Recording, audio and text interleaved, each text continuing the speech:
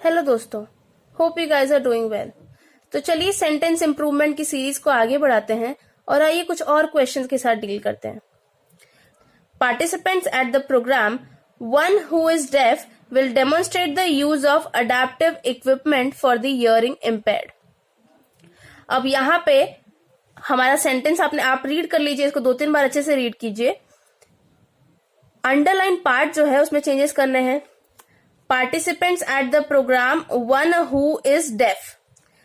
आप बहुत सारे पार्टिसिपेंट्स की बात कर रहे हैं जिन्होंने प्रोग्राम को अटेंड किया है और उसमें से किसी एक, अब यहाँ पे आप किसी एक पर्सन की बात कर रहे हैं उसी पार्टिसिपेंट्स में से। तो जब when you use that particular person, आप उस पर्टिकुलर पर्सन को सिलेक्ट करते हैं तो उस टाइम पे you use whom instead of who, okay, because plural बहुत नंबर ऑफ पार्टिसिपेंट्स है, उसमें से आप किसी एक को चूज कर रहे हैं। हु इज अ डेफ, तो वन whom इज डेफ, ये ऐसे यूज करेंगे आप, because you are choosing between a large number of participants. So यहाँ पे one of whom is deaf ऐसा आएगा, one of whom is deaf. This is your answer. आगे बढ़ते हैं, हमारा नेक्स्ट क्वेश्चन। पहले हम ये वाला सॉल्व कर लेते हैं, ये वाले क्वेश्चन को। Seeing the results of the 6-month inquiry, the first thought that comes to me is what struck me when he was appointed to inquire the crime. अब क्राइम जो है देखा जाए तो क्राइम इन्वेस्टिगेट होता है, इंक्वायर नहीं होता है। सो उस हिसाब से यहाँ पे रॉन्ग वर्ड लिखा हुआ है, I can say. So investigate the crime, this is your correct option. आगे बढ़ते हैं। When he arrived at his garage, his tools were already there for him to use. तो इस अंडरलाइन जो फ्रेज है हमारा, अंडरलाइन सेंटेंस, उसका मतलब अभी उसका हमको चेंज करना है या फिर देखना है कि सेम आएगा कि नहीं। When he arrived at his garage, his tools were already there for him to use. अभी बाकी के ऑप्शंस अगर देखें तो यहाँ पे देखिए ऑलरेडी, ऑलरेडी का मतलब होता है कंप्लीटली रेडी। ये दोनों में तो ये यूज किया गया, तो सबसे पहले तो ये सी और डी ऑप्शन तो रिजेक्ट हो जाता है, बिकॉज ये तो मतलब ही चेंज कर दे रहा है सेंटेंस का। बात करते हैं बचे हुए ए एंड बी ऑप्शन की। तो his tools was ready there for him to use, और दूसरा क्या है, his tools were already there for him to use. दोनों में से when he arrived at his garage, his tools were already there for him to use sounds better and is correct, because already की बात हो रही है, पहले से थे इसकी बात हो रही है। was ready there for him to use is not a grammatically correct sentence, hence this sentence is correct. So we'll use this sentence directly. A is our correct answer.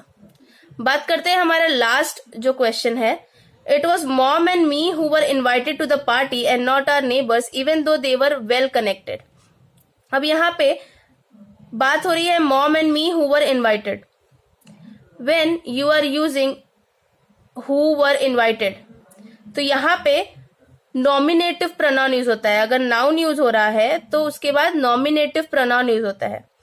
Pronoun अगर यूज हो रहा है तो कहीं पे, तो nominative pronoun as in I is one of the nominative pronoun. तो उस हिसाब से mom and I and mom and I, ये दोनों में से कोई एक ऑप्शन होगा।